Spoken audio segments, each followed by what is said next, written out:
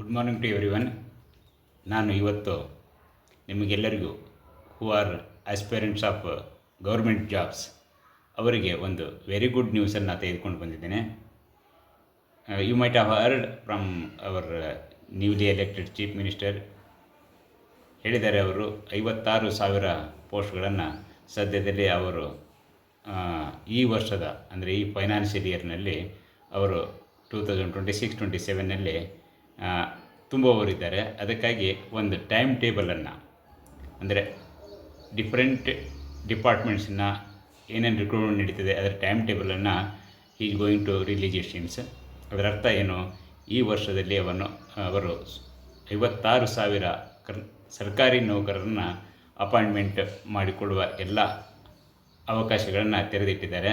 ಆ ಒಂದು ಸ್ಟೇಟ್ಮೆಂಟ್ ನೋಡಿದ ಮೇಲೆ ಯಾರು who are preparing for competitive examination, who are willing to join for competitive examination ಅವರಿಗೆ ಇದೊಂದು ಸುವರ್ಣ ಅವಕಾಶ ಅಂತ ಹೇಳಲಿಕ್ಕೆ ಇಷ್ಟಪಡ್ತೇನೆ.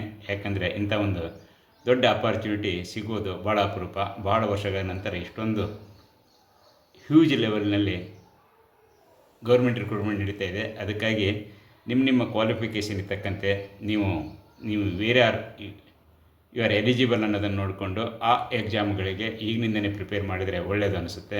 ಮತ್ತು you can prepare for multi exams, competitive exams. ಯಾಕಂದರೆ ಒಂದಕ್ಕೆ ನೀವು ಪ್ರಿಪೇರ್ ಮಾಡಿದರೆ ಎಲ್ಲ ಹುದ್ದೆಗಳಿಗೂ ನೀವು ಎಕ್ಸಾಮ್ ಬರೀಲಿಕ್ಕೆ ಸುಲಭ ಆಗುತ್ತೆ. ಮತ್ತು ಎಲ್ಲಿ ಬೇಕಾದರೂ ನಿಮಗೆ ಮೆರಿಟ್ ಮೇಲೆ ಜಾಬ್ ಸಿಗುವ ಅವಕಾಶಗಳು ಇರುತ್ತೆ. ಅದಕ್ಕಾಗಿ if you are preparing you can prepare for all the exams where you R.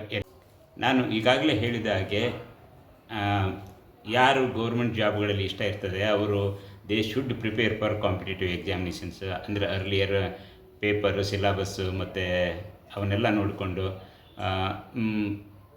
ಆ ಎಕ್ಸಾಮ್ಗಳ ಬಗ್ಗೆ ನೀವು ತಿಳ್ಕೊಂಡು ಪ್ರಿಪೇರ್ ಆದರೆ ಖಂಡಿತವಾಗಿ ನಿಮಗೆ ಸಕ್ಸಸ್ ಆಗುವ ಸಾಧ್ಯತೆ ಇರ್ತದೆ. ಕರ್ನಾಟಕ ಮತ್ತು ಸೆಂಟ್ರಲ್ ಗೌರ್ಮೆಂಟಿನ ಈ ರಿಕ್ರೂಟ್ಮೆಂಟ್ ಏಜೆನ್ಸಿಗಳ ಬಗ್ಗೆ ನಿಮಗೆ ಹೇಳಲಿಕ್ಕೆ ಇಷ್ಟಪಡ್ತೇನೆ.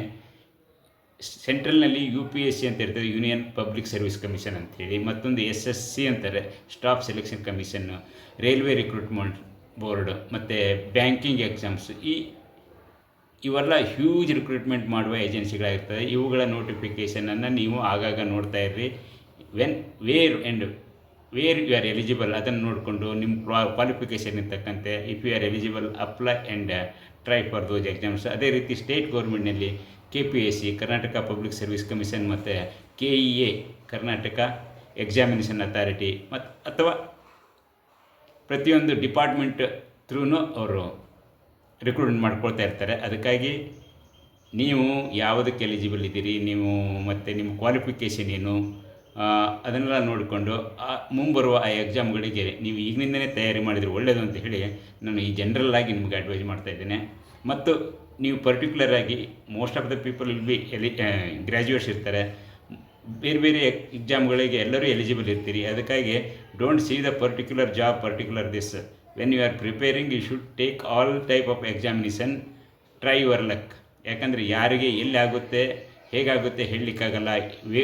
ವೇರ್ ಯು ಆರ್ ಸ್ಟ್ರಾಂಗ್ ಅಂಥೇಳಿ ಬೇರೆಯವರು you should judge, not ourselves. ಅದಕ್ಕಾಗಿ ನಾನು ಹೇಳ್ತಾ ಇದ್ದೇನೆ, ನೀವು ಎಕ್ಸಾಮ್ ತಗೊಳ್ಳೋದು ಬರೆಯುವುದು ನಿಮ್ಮ ಡ್ಯೂಟಿ ಅದು.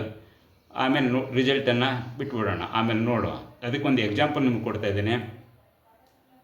ಇತ್ತೀಚೆಗೆ IFS, ಇಂಡಿಯನ್ ಫಾರೆಸ್ಟ್ ಸರ್ವಿಸ್, ಈ ಎಕ್ಸಾಮಿನೇಷನನ್ನು 2025 ಎಕ್ಸಾಮಿನೇಷನಲ್ಲಿ ಕರ್ನಾಟಕದವರೇ ಆದ ಗ್ರಾಮೀಣ ಪ್ರದೇಶವಾದ ಮತ್ತು ಅತ್ಯಂತ ಬ್ಯಾಕ್ವರ್ಡ್ ತಾಲೂಕು ಅಥಣಿ ತಾಲೂಕಿನವರು, ಬೆಳಗಾವಿ ಜಿಲ್ಲೆ ಅಥಣಿ ತಾಲೂಕಿನವರು, ರೂರಲ್ ಏರಿಯಾದಲ್ಲೇ ಓದಿದವರು, ಸಾಧಾರಣ ಅಗ್ರಿಕಲ್ಚರ್ ಫ್ಯಾಮಿಲಿಯಿಂದ ಬಂದವರು IFS 2025ದಲ್ಲಿ ಪ್ರಥಮ ರ್ಯಾಂಕನ್ನು ಪಡೆದಿದ್ದಾರೆ. ನಿಮಗೆ ಅವ್ರ ಬಗ್ಗೆ, ಅವರ ಹೆಸರು ಈರಣ್ಣ ಕೆಂಪೇವಾಡ್ ಅಂತೇಳಿ. ಇವರು ಬೆಳಗಾವಿ ಜಿಲ್ಲೆಯ ಅಥಣಿ ತಾಲೂಕಿನವರು, ಅಗ್ರಿಕಲ್ಚರ್ ಕುಟುಂಬದಿಂದ ಬಂದಂಥವರು, ಬಡ ಕುಟುಂಬದಿಂದ ಬಂದವರು. ಇವನ್ ಯಾವುದೇ ತಾಲೂಕಾ ಪ್ಲೇಸ್ನಲ್ಲಿಯೂ ಕೂಡ ಓದದೇ ಗ್ರ್ಯಾಜುಯೇಷನ್ ಮುಗಿಸಿದವರು. ನೋಡಿ, ಅವರು ಗ್ರ್ಯಾಜುಯೇಷನಿಗೆ ಮಾತ್ರ ಅವರು ಶಿರ್ಸಿ ಅಂತ ಒಂದು ತಾಲೂಕು ಪ್ಲೇಸಿಗೆ ಹೋಗಿದ್ದರು. ಉಳಿದೆಲ್ಲ ಎಜುಕೇಷನ್ ಅವರವರು ಸ್ಮಾಲ್ ಟೌನ್ಗಳೆಲ್ಲ ಮಾಡಿದ್ರು ಕೂಡ ಆಲ್ ಇಂಡಿಯಾ ಲೆವೆಲ್ನಲ್ಲಿ ಆಲ್ ಇಂಡಿಯಾಕ್ಕೆ ಫಸ್ಟ್ ರ್ಯಾಂಕ್ ತೊಗೊಂಡು IFS ಆಗಿ ಸೆಲೆಕ್ಷನ್ ಆಗಿದ್ದಾರೆ.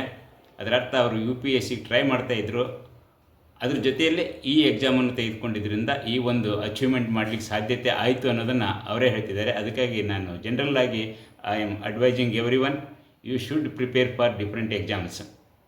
You see the syllabus and old question papers, prepare for the examination. ಆವಾಗ ನಿಮಗೆ ನಿಮ್ಮ ಲಕ್ ಎಲ್ಲಿರ್ತದೆ ಹೇಗೆ ಅನ್ನೋದನ್ನು ನಾವು ಹೇಳಲಿಕ್ಕಾಗಲ್ಲ. ಅದಕ್ಕಾಗಿ ಟ್ರೈ ಮಾಡಿ. ಇನ್ನು ಮುಂದಿನ ಕರ್ನಾಟಕ ಗೌರ್ಮೆಂಟ್ನಲ್ಲಿ ಬೇರೆ ಬೇರೆ ಎಕ್ಸಾಮ್ಗಳು ಬರುವುದಿದೆ. ನಾನು ನೋಡಿದ್ದೇನೆ, ಬಹಳ ಮಂದಿ ಗ್ರ್ಯಾಜುಯೇಟ್ಸು, ಬಹಳ ಜನ ಬೇರೆ ಬೇರೆ ಕಾಂಪಿಟೇಟಿವ್ ಎಕ್ಸಾಮಿನೇಷನ್ ಪ್ರಿಪ್ರೇಷನ್ ಮಾಡ್ತೀನಿ ಅಂತೇಳಿ ಕೋಚಿಂಗಿಗೆ ಡೆಲ್ಲಿಗೋ ಅಥವಾ ಬೆಂಗಳೂರಿಗೆ ಹೋಗಿ ಮಾಡ್ತಿರ್ತಾರೆ. ಅವರು ಪರ್ಟಿಕ್ಯುಲರ್ ಐಡಿಯಾ ಇಟ್ಕೊಂಡು ಮಾಡ್ತಿರ್ತಾರೆ. And I am advising everyone that post ಯಾವುದೇ ಇರಲಿ ಏನೇ ಇರಲಿ ನೋಡಬೇಡಿ, ನೀವು ಆ ಎಕ್ಸಾಮನ್ನು ತೆಗೆದುಕೊಳ್ಳಿ. It will help you in cracking big examination.